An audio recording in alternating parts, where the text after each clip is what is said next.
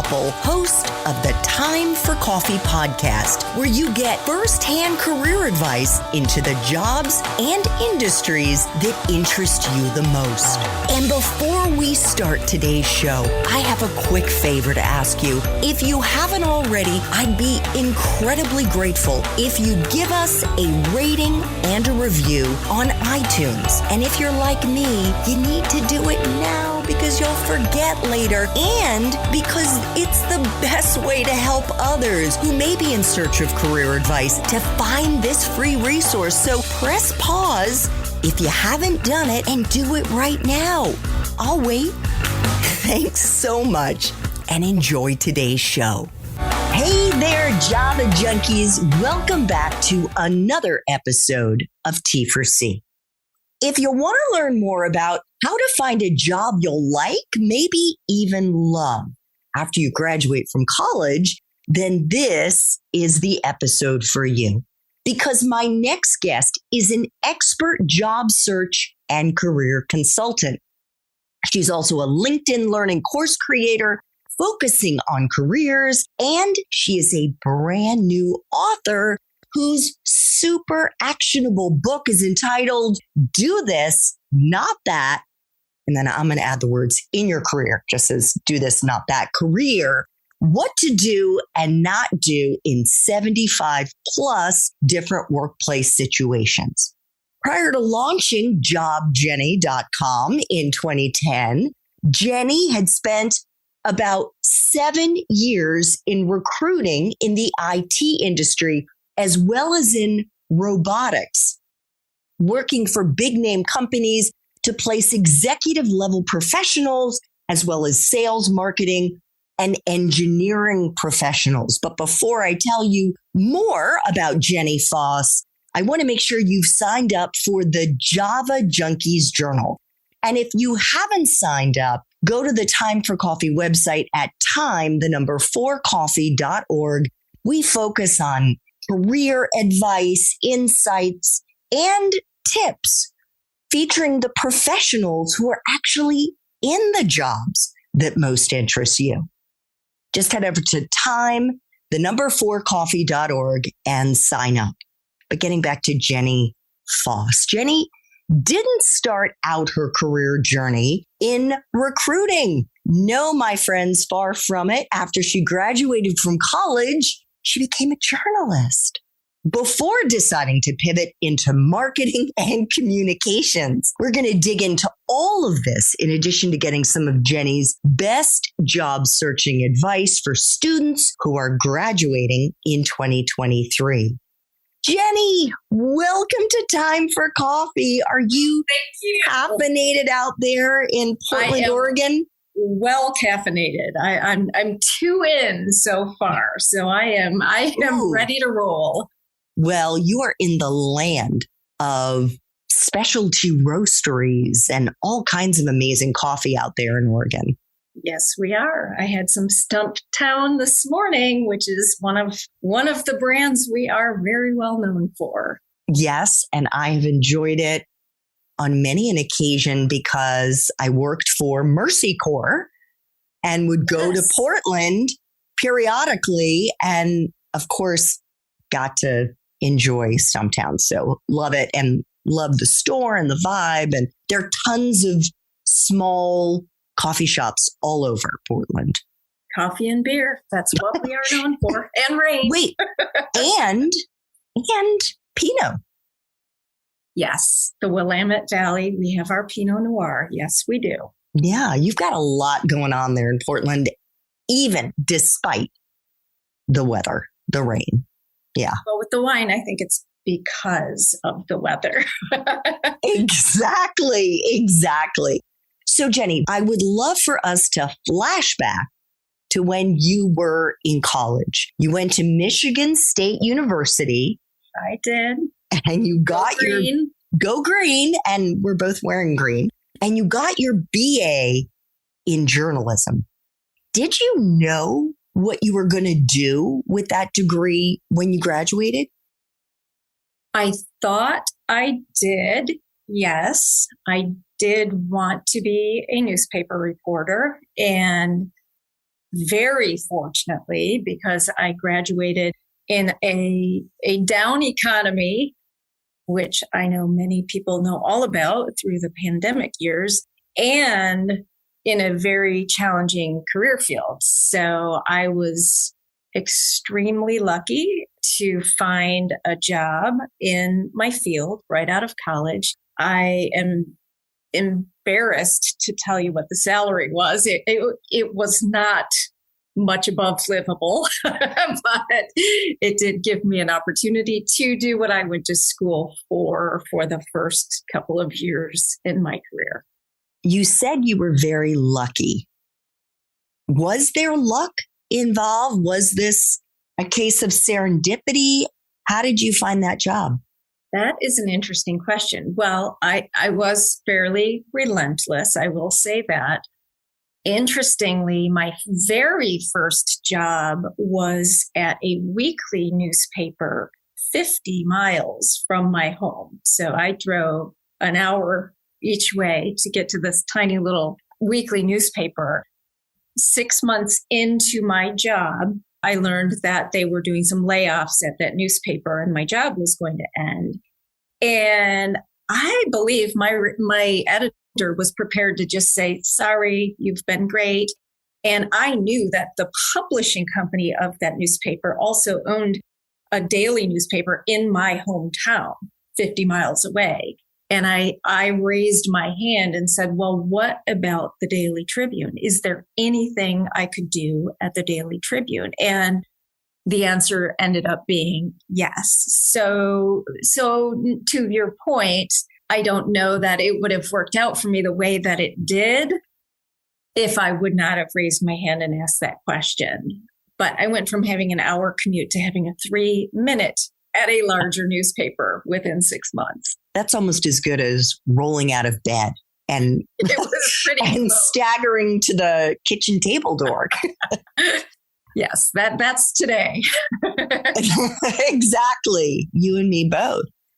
So what other extracurricular activities or volunteer work or part-time gigs were you involved in, Jenny, outside of the classroom that may have actually helped you prepare for the working world or may have actually helped you when you got out into that first newspaper job? And you get bonus points if you can show how the water skiing club you were a member of helped you in that regard. I had to get the bonus points because that was just purely for fun. Yes, I was on Michigan State's water ski club, which to imagine a water ski club in Michigan where it doesn't get that warm until summer when everybody's out of school is a little crazy. But were you in a wetsuit? Some of the time. Oh yes. my God. So you have a high tolerance for cold water. No, not really. You just don't fall. You don't fall. That's the key. And you get up very quickly.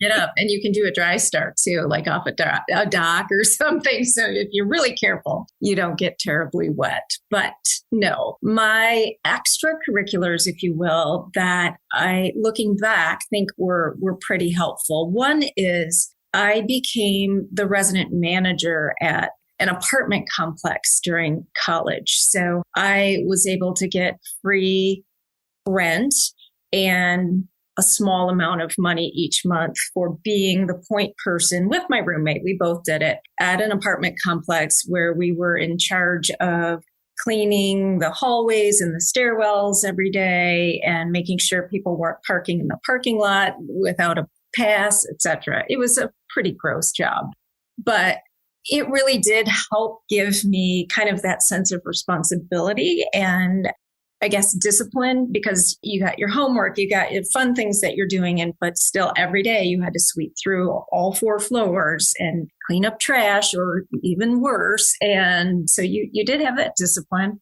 I think that was helpful. I was also a member of a student news bureau, which was called Capital News Service, where it was a class, but we would go and report news out of the state capitol in Lansing, Michigan, which was very close to Michigan State. So that gave me a bit of professional exposure before I actually had a job. And then finally, I had a part-time job working for the university's fundraising team, so the development fund, and we would cold call people asking for money. And boy, I'll tell you, to this day, that has helped me being fearless, or at least relatively fearless, and not taking things personally, which I think for people looking for a job is an extremely beneficial capability.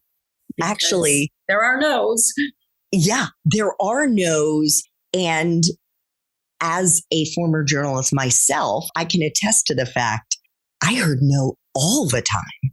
The people that I wanted to interview, the sources I was trying to cultivate, having doors slammed in my face, all that stuff, which is why I say there are so many aspects to sales that go beyond being a quote unquote sales representative.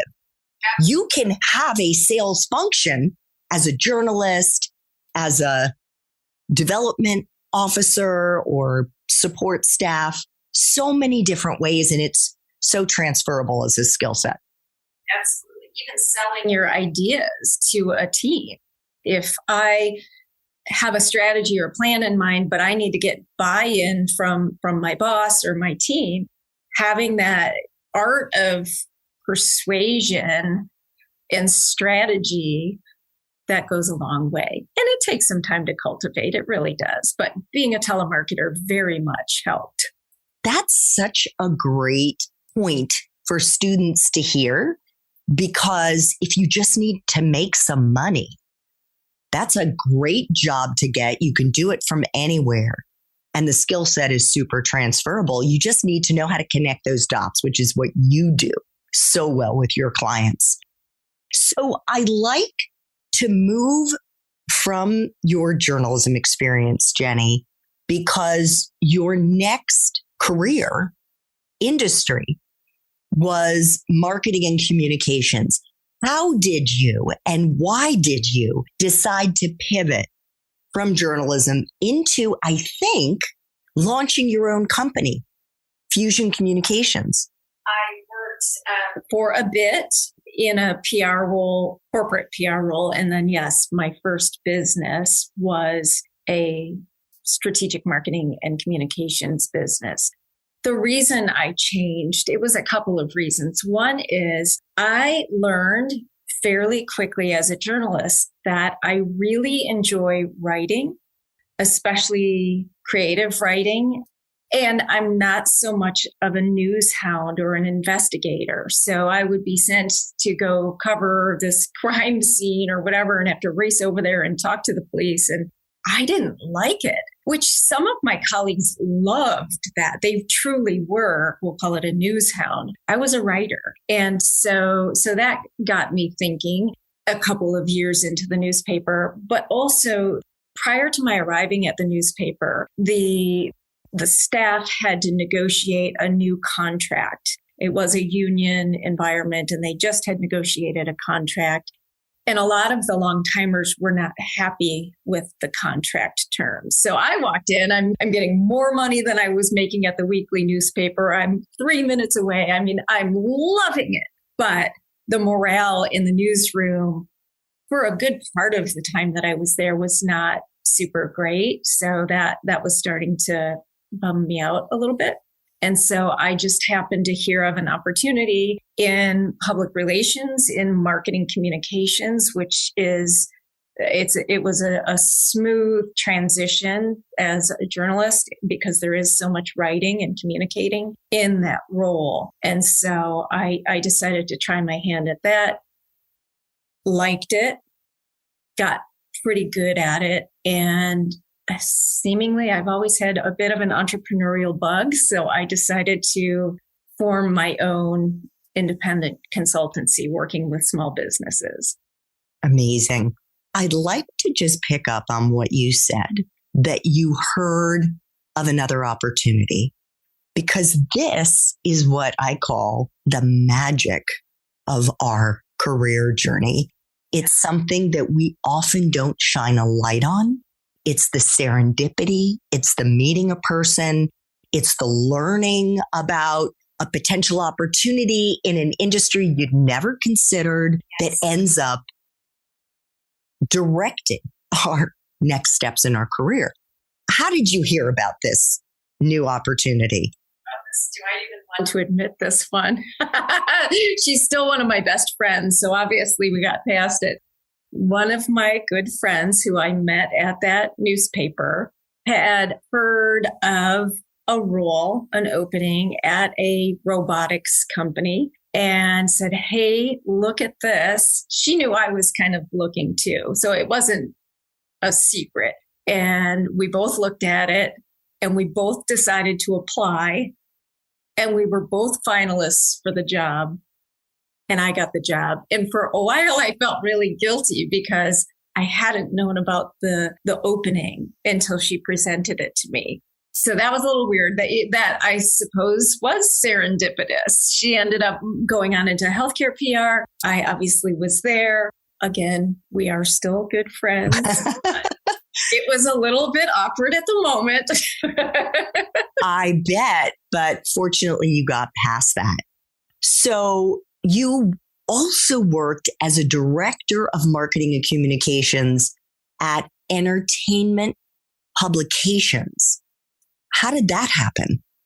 When I started my first freelance business, my marketing communications agency, I was nervous that I might not be able to do a full-time income at first. And so I got this idea that maybe I can find a part-time marketing or PR job. So I just one Sunday went out on the job boards, Googled up a storm, and found this shockingly part-time opportunity with entertainment publications, which for anyone who's probably parents had one of those big coupon books that they were like buy one, get one coupons. Schools would sell them as fundraisers. That was their big product. And so I saw they had an ad for a part-time communications director, which seemed crazy to me, but I thought, what? And so my background fit very well with what I understood they were looking for. So I submitted my materials online. That's all I did on a Sunday. And on Monday afternoon, one of their internal recruiters called me and said, can we talk? Which was unbelievable. And yes, it turns out that my background did line up really well for what they needed. The reason it was part-time is they had not ever prior to me had a full-time head of communication. So it was kind of a trial at first for them. And it worked out great for me because I was able to do both. And that was actually a lot of fun. It was a lot of work, but it gave me great corporate experience and then still allowed me to dabble with my entrepreneurship with smaller businesses. So it was a fun time.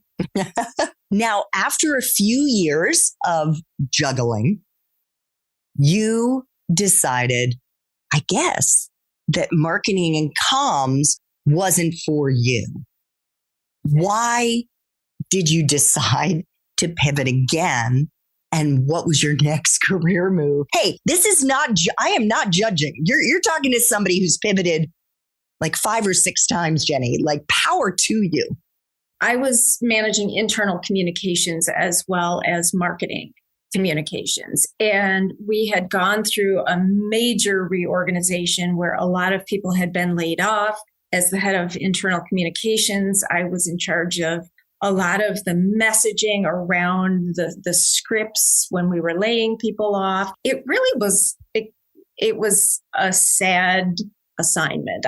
That part of the job, I didn't like at all. We were having all these serious meetings all the time. And I looked around the room in a conference room one day and thought, I don't want my boss's job and I don't want her boss's job.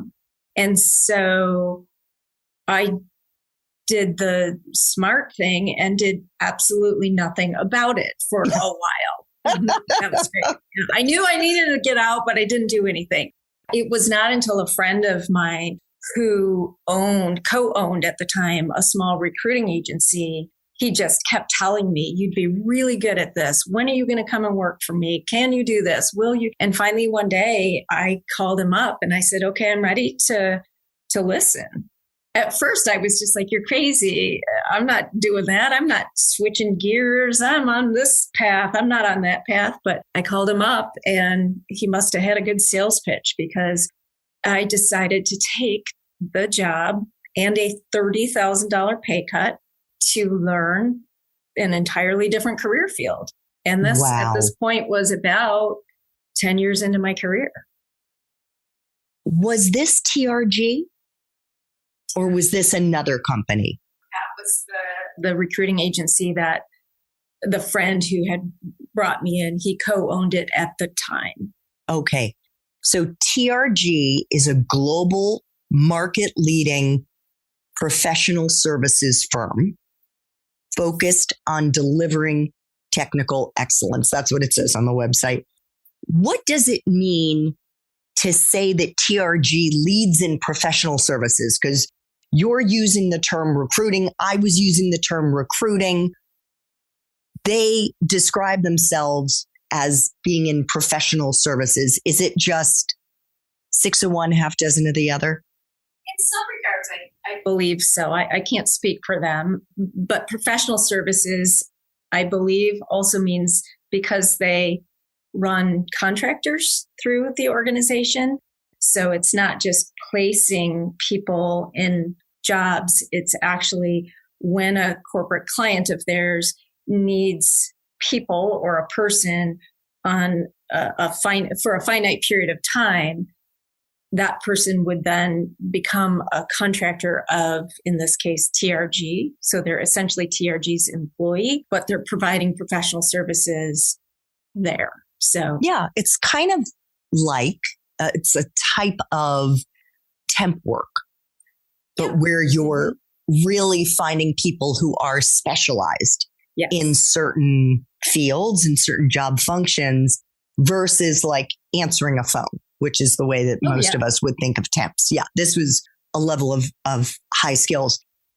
Did you experience any imposter syndrome through the course of pivoting, or anxiety, whether it was pivoting from journalism into marketing and comms, whether it was pivoting from marketing and comms into recruiting? Yes and yes. It's uncomfortable. Change is uncomfortable for everyone, even under the best of circumstances. And in both of those instances, these were moves I wanted to make, I was excited about making. But you go from knowing the lay of the land, knowing the people, knowing what your day-to-day is, jumping into something entirely new, a new environment, a new subject matter. I mean, my first PR job, I had to learn the ins and outs of industrial robots very quickly. And how did you do that? I went down on the manufacturing floor, the assembly floor, and I learned from the engineers. I went into a couple of classes. I studied the data sheets, which I would ultimately end up writing. Just really tried to immerse myself because I didn't want to look stupid. Let me just, if I could, no pun intended, drill down on that just for a moment, because I experienced imposter syndrome. I experienced the whole like, oh my God, how am I going to wrap my head around this? Because even when you have transferable skills, oftentimes when you are moving from industry to industry, as you and I both know, Jenny, there's going to be a learning curve. That is natural. And I am guessing that you also were educating yourself outside of work hours, because I'm sure of it. Yes. I was doing that too, reading case studies, books, all kinds of things to come up to speed. So that's why I wanted to ask you about that. Absolutely. And same when I went into recruiting. I had never recruited, and I had never recruited in the IT industry, which is where I began. And so learning all the IT terms, learning what it takes to be a good developer or a good systems administrator, it was drinking out of the fire hose for sure. But it makes it so much easier to do your job and do it well if you do dedicate yourself to learning as much as you can, as quickly as you can. And even today, in what I do today, our field changes pretty quickly. Technologies change, trends change, the economy changes. And so I do work hard still to stay up to date on what's coming out. How are we doing differently? Like, what's AI going to do for us? The things that are just whipping at us fast and furiously.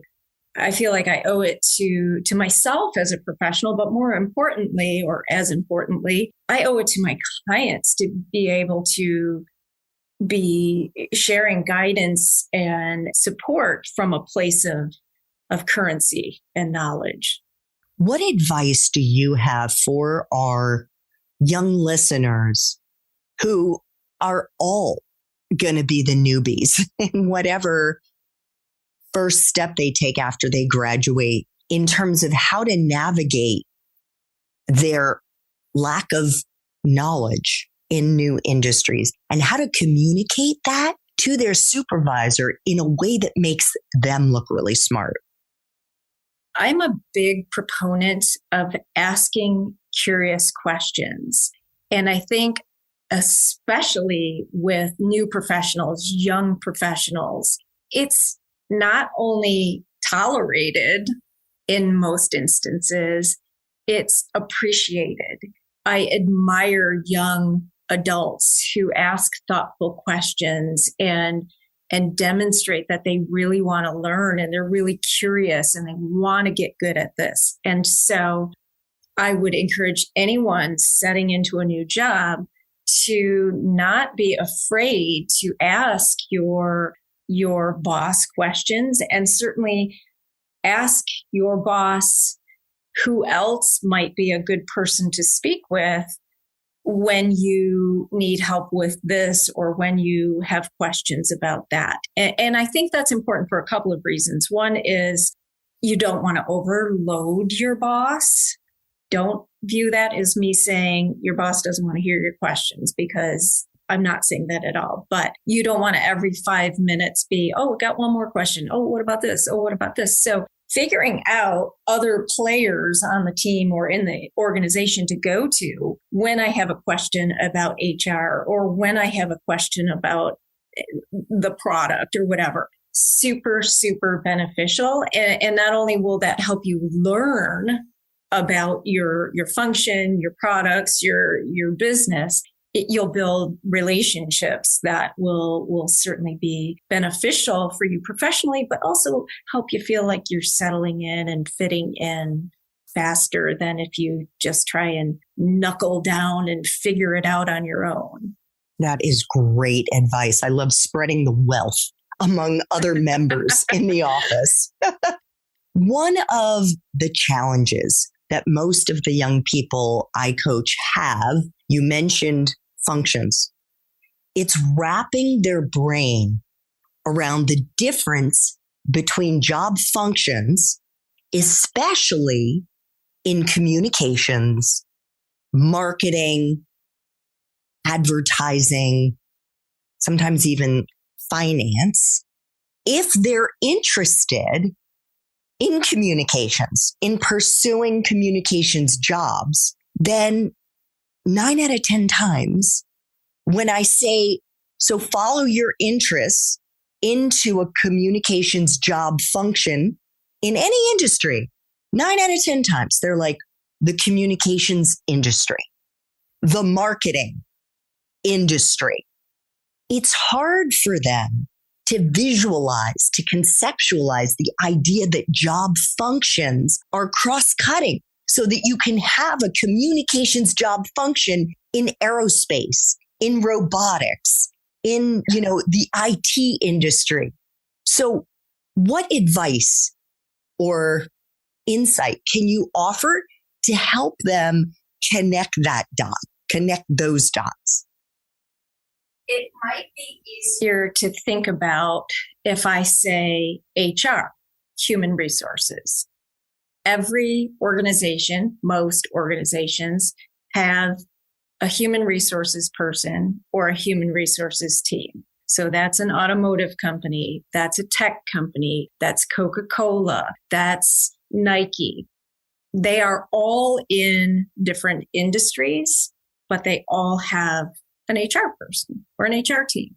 And that's the very same with strategic communications. Strategic communications, in short, is designed to further the business through impactful storytelling, more or less, or engage audiences through impactful storytelling.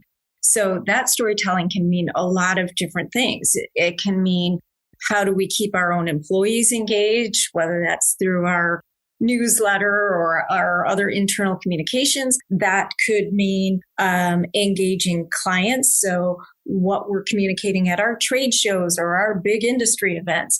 And so, yes, you are correct. Communications is across every industry, most companies, and it's the function of furthering the business, growing your audience, getting people to love your brand even more through the power of storytelling. And the same is true if you're in IT or in an IT job function or a research job function or a sales job function. If the company is big enough, you're going to find those job functions in that company, no matter what the industry is. Right. Absolutely. Every company needs tech people. We run on tech today. So whether I'm making loaves of bread or semiconductors, we need IT. Yeah. In 2010, you pivoted again. And even though there is overlap in the skills and in the approaches, really, I mean, I'm just thinking when you would be recruiting for a role, when you found your top candidates, I bet you were coaching them before they spoke with whoever the hiring managers were. So in 2010, you became a CEO again and started another company, this time called, is it called Job Jenny? JobJenny.com. Yep. JobJenny.com. Why did you decide to pivot again, Jenny, and step around really to the other side of the desk and actually help the job seekers and the career launchers and career pivoters? This was 2010, was on the tail end of the economic downturn of 2008 and 2009-ish. And during that time, when people knowing that I was a recruiter, when they'd lose their job, and there were a lot of them, I knew a lot of people who lost their jobs, they would contact me because they'd hear I was a recruiter and instantly think I can help them find a job. Well, at that time, I was a recruiter for the robotics industry. So unless these people somehow had ties to the robotics industry or wanted to work in robotics, there really wasn't a lot I could do to help them. And so I got to thinking, wouldn't it be great if I could create a place where people could come and go, get tips, get support, get a pep talk. So I would be able to help them, but not take up a lot of my recruiting time, because if you're not recruiting, you're not making money. And I was a single mom at the time. I needed to make money. And so I created JobJenny.com almost on a whim, if you will. It was not originally intended to be a business. It was kind of my fun project. It was your side hustle. Maybe it really wasn't even a hustle at first. It was more of a creative writing outlet. And then people started asking for resume help. So I thought, well, I could probably add a resume service. And then people were asking for coaching help. So I thought, well, I could probably add that. And so it kind of snowballed. And I was trying to run both the recruiting agency and Job Jenny at the same time, and did it for a few years, but it got really difficult. And so I decided to pick my favorite, and my favorite has been, will continue to be working one-on-one with people who are working to land their first job or make a pivot or get a promotion or find something more meaningful to them. So that's how I'm here. I love it. One of the biggest pain points that I see often among students that I coach and some recent grads, Jenny, is confusion over how to start their career and where to start it. There's this feeling that, and this is especially true with students who have a variety of interests, they sometimes feel overwhelmed by the choices and opportunities and don't want to shut down any opportunities in the future by picking door number 1 over door number 2 and door number 3. What advice can you offer them to help them get the clarity that they crave?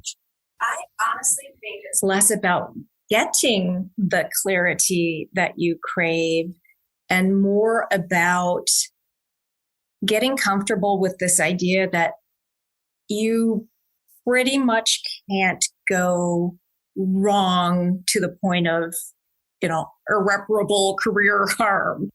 You've got so much runway in front of you. No matter what you choose, you're going to get something out of it that you'll take with you in whatever direction you head professionally. And so if you can lighten up the worry, which I know is easier said than done, especially for those who put a lot of pressure on themselves, or if your parents put some pressure on you. But I know the stakes feel very high for a lot of people, particularly young adults. I just went and got my journalism degree. I've got to get a job as a journalist. And if I don't, all that schooling is for nothing. And that's not the case at all. That's not the case at all. And so getting comfortable with the idea that even if you don't end up with your first choice, if you will, of a job right out of college, think about what can I get out of this, and keep your goal in mind and keep pressing forward toward the next thing, but don't panic.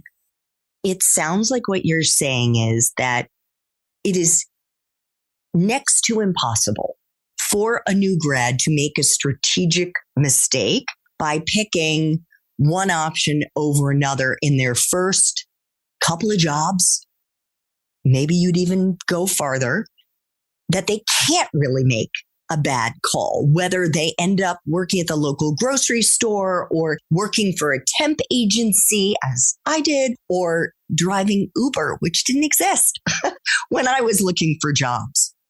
I'm absolutely saying that. Now, the trick is, if you land in a spot and you know relatively soon after landing there that this is not truly the direction I want to continue on in, not just getting lazy or throwing up your hands and saying, well, this is as good as it gets, is to stay focused on steering your career.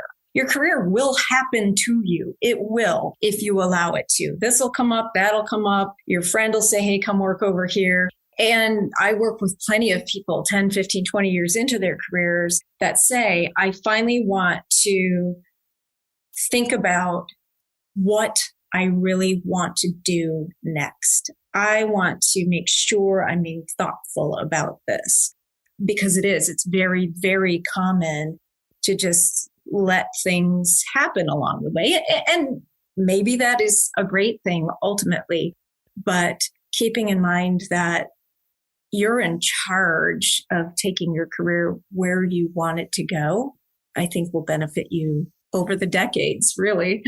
Yeah, I would say you can be in charge if you want to be. I actually describe myself in the interview that I just released today that I did with Maya Grossman, she worked in the tech world in marketing. And I described her as more of like a technical mountain climber in the way that she approached her career. And I think I'm more like a surfer. I am one of those people that's like out there in the ocean looking over her shoulder, and I catch a wave. And sometimes I get wiped out and I get back on my board and I look over my shoulder and I catch a wave. I think there are different approaches. I want to bring in your new book, Jenny. Do This, Not That Career, 75 plus different workplace situations, to ask you about how especially young career folks can be strategic, can be more like that technical mountain climber in the way that they start their careers. One of the recommendations I would have for those who have a reasonable idea of what a great first job might be is to grab 4 or 5 of those job descriptions that you've identified as great possibilities and try and figure out what are the most common overlapping skills or qualifications are they looking for in these job descriptions? And are you missing any, or are you light on any? And I would say a strategic plan is to shore up those areas where you're light. So maybe there's a software that you're seeing over and over again. Boy, they really want people who have this. Is there a way you can jump into a course, whether that's in person, at your university, online, and get some baseline skills in that? Or is it saying, we want somebody who has experience managing communities, social media communities? So if you're not doing that already, can you do it maybe on a volunteer basis for an organization near you? I mean, nonprofits are always looking for, in that instance, social media savvy young people to help them understand how they can leverage these platforms to promote their causes. So that's a strategic move that I would encourage, is identifying skills that are needed over and over again in those jobs and thinking about how can I get them. Great advice. What would you say are some of the most relevant do's and don'ts in the workplace for people who are early in their careers? Do ask curious questions, which we've talked a little bit about. Don't feel intimidated by the fact that you're young, because workplaces need diversity of thought. They need all kinds of people to get their perspective, to get their ideas. So don't be intimidated. You would not have gotten the job if the person or people that decided to extend the offer didn't think that you had the capability to learn and thrive in that job, and get to know people who are doing great work. And perhaps you can become friends or seek out a mentor in your organization over time that can teach you things along the way. And quite frankly, they can learn from you as well along the way. Beautiful. What about some don'ts? Don't be so eager. And I'm hesitant to say this because I'm never one to say, hey, just sit back on your heels. But having some emotional intelligence or awareness where even if you're super confident, you don't want to just go in and act like you know it all. Nobody does when they first started an organization, but certainly being mindful that some of the long timers there might feel threatened by younger talent. So really going in and being authentic and open-minded and eager to learn rather than just going in and, I've got my degree from so wherever, and I'm going to light you all on, it's going to light up the world.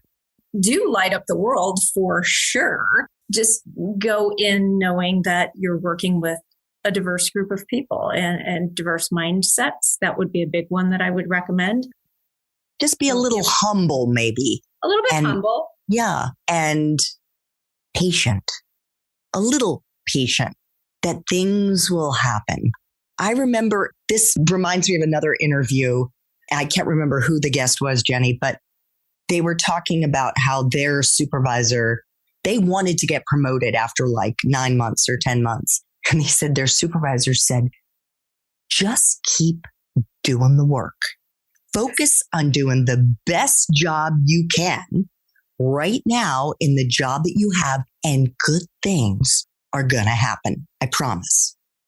And making sure that you are thoughtfully socializing your wins. So your boss doesn't always know when you did something amazing. So bringing that up in your one-on-one meeting, hey, I'm really excited because I was finally able to XYZ, or in the team meeting. Don't assume that your manager knows your every move. And one of the ways to progress your career is to make sure that you are thoughtfully promoting your wins. Oh, I love that one. That is so powerful. I would also add, and I learned this later in my career, I think in the fourth industry that I worked in, the beautiful spirit that you engender when you promote the wins of other members of your team in public. When you do that, oh my gosh, you engender so much goodwill, not just from your team, but from other team members. They see you. That is the quintessential team player. I thoroughly agree with that. Being able to show gratitude, to promote others, to really support others. And this can be hard. It can be hard for anyone. When you're younger, you may have a tendency to feel threatened or super competitive.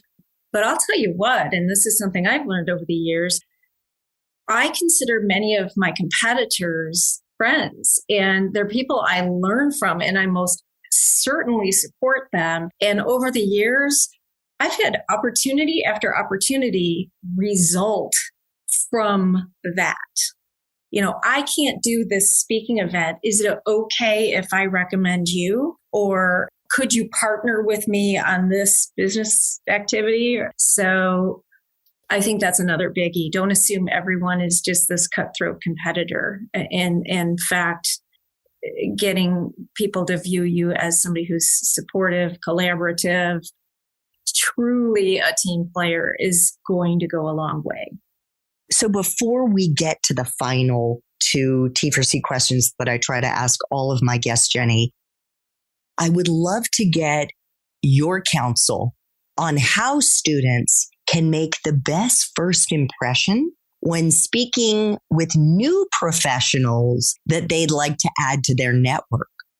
So when you say new professionals, is that new being young people, or new like I'm just meeting you professional? So this is more like students who are speaking to professionals who they don't know, who they'd like to add to their network. How can they best impress them, make the best first impression on those new contacts? Let's say they're having an informational interview with them, grabbing a coffee with them. What would you recommend? Make it very easy for them to say yes when you make that request. So keep it short. Let them know why you're reaching out to them and what you admire maybe about their background or their work. Ask if they'd be willing to meet for a brief conversation and invite them to meet. And then when you do meet, understand if this is an informational interview and you've asked for it, you are the interviewer. You are not the interviewee. So don't plan to come and sit down and be like, okay, ask me anything. You come with questions about their background. If they were just starting out in their career, what are 3 pieces of advice that they'd give to you? Is there anyone that you recommend that I meet, given my background and what we're talking about here today? Those are some really important things to ask. And then backing all the way out to when you do reach out to people, in my experience, it's challenging for a lot of young people to make the ask in the first place. So the fact that you do impresses me already, because I bet that's not easy for this young person to reach out and ask me for this. And I admire them for asking. So do not be afraid to ask. Make it easy for them to say yes, though. Don't ask them for 10 hours of their time or to walk your resume over to so-and-so right out of the gates. And be prepared that there will be people who just don't answer you, don't respond at all. Maybe a few that say no, but some will say yes. And having 3 yeses out of 10, that's 30% ahead of where you'd be if you asked 0 people. Love that. You already advice. know you're at 0% if you ask 0 people. Yeah. Who was it that said there's something about you can't make any runs, you don't score any runs if you don't get to bat? Oh, you miss all the shots that you don't take. There you go. I am so bad when it comes to telling jokes. I always do the punchline before the beginning. So thank you. So 2 final T4C questions, Jenny. Could you share a time in your professional life of various pivots and zigs and zags when you failed or face planted? And I personally speak very openly about having been fired twice, which is a big F, twice in my 40s, and how eventually, didn't take that long, I came to realize they had been incredible gifts to me. The reason that I ask this question is that I want our young listeners to appreciate that you can and will face plant and bounce back, maybe even higher than you were before. And if you could share a lesson that you learned in the process. So I think one of my bigger face plants, if you will, was when I was thinking I wanted to leave the recruiting agency that had hired me, TRG, and start my own recruiting agency. And that had to be done with sensitivity because there were non-compete considerations that I had to navigate. Well, around that time, I was doing my own personal blog, thinking it was just something that my family and friends could see. And one of my blog posts was complaining about an aspect of my recruiting job before I left to form my own recruiting agency. And somehow, and I'm not even sure how, my boss got the link, found the article about my complaining about him. And honestly, I was mortified. And it wasn't even that bad, but I was absolutely mortified. I mean, crawl into a hole mortified that, Jenny Foss does not talk badly about people, and now she's just gotten caught absolutely cornered. Red-handed. And I do believe that had I not given my notice, in the day or 2 prior to then, I would have been fired. I think I would have been fired. And so while I lucked out in that regard, where I chose my departure, it really took a lot out of me.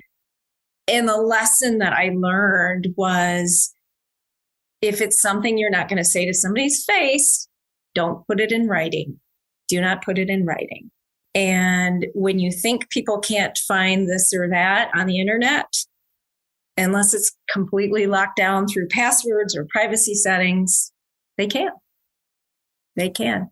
I'm so glad you said don't put it in writing. I thought you were going to say don't say it. And I was like, oh my God, you've got so much self-control. And how can you not say it when there are things that are, I mean, obviously not say it to them, but say it to anyone. That is, so thank you for showing that you're human. But that was kind of a big one. And you know, it's weird because I see it on LinkedIn in the activities section.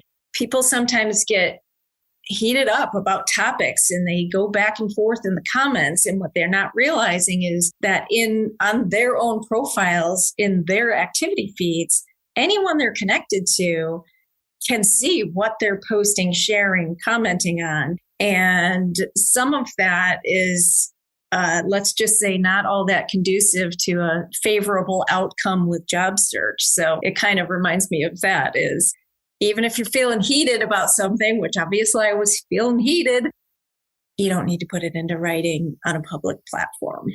Yes. And in fact, that dovetails with Jennifer Brick saying, maybe reconsider becoming besties with your work colleagues. That's something that was actually one of her YouTube videos that got well over 1 million views. It was and it's not to say you can't be friendly with or become friends, better friends with after you leave, right? But sometimes like sharing your deepest, darkest, whatever feelings with your colleagues, not necessarily such a great strategic move. I'm not saying I followed that, Jenny, but this was Jennifer Brick's advice.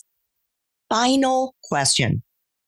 If you could go back to school, if you could go back to Michigan State and do it all over again, but based on the immense wisdom that you have right now, what advice would you give yourself?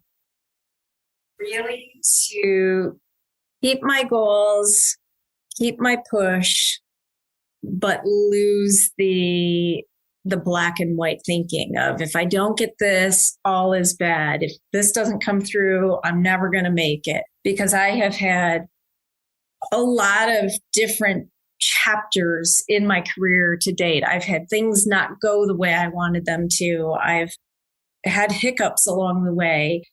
And based on where 20-year-old Jenny was, if those things were happening when I was 20, my head would have exploded. And so having learned that not only can it work out really nicely, the combination of the skills and experience you get along the way may be beneficial in ways that you're not even thinking about right now, not even thinking about yet. And that's me. Who would have known that my strong writing skills as a journalist, my strong marketing skills, and my strong knowledge of staffing and recruiting would all culminate so perfectly with what I do today as Job Jenny.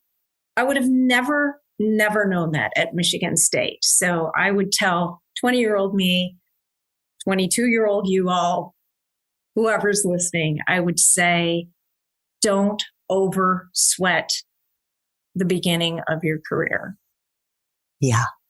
Take a deep breath, maybe ride a wave or two. You can be technical and be strategic, but maybe don't hold so tightly. Don't cling so tightly to what you think has to happen. You're not going to break anything. So early in your career. Oh, gosh. You might head in a different direction for a while, but you're not going to break anything. Yeah. And it's probably going to be a better direction, ultimately. Jenny is the author of the new book, Do This, Not That, Career, 75 plus different workplace situations. It is a must buy to empower you through the years to come. We've got graduation season, a great book for those new grads, for pretty much anyone. And she's the founder and chief career guru at jobjenny.com, which you should check out for their wonderful blog posts and other resources such as courses that you may want to take online and give her a follow on LinkedIn. Jenny, I want to thank you so much for making time for coffee today with me and the T4C community. This was terrific. Thank you, Andrea. I've really been looking forward to this. I know we had to push this out a little bit, and it's really great to finally talk in our Go Green and your Go Green, Go White. What we're wearing. True Spartan attire today. Thank you. And to everyone listening, yes, I would love to connect. Find me over on LinkedIn.com. Thanks so much for listening to this latest episode of T4C. And if you're interested in learning more about my coaching services for confused college students and recent grads, feel free to check out the Time for Coffee website under the coaching tab at time4coffee.org or text me at 202-236-5712. That's 202-236-5712.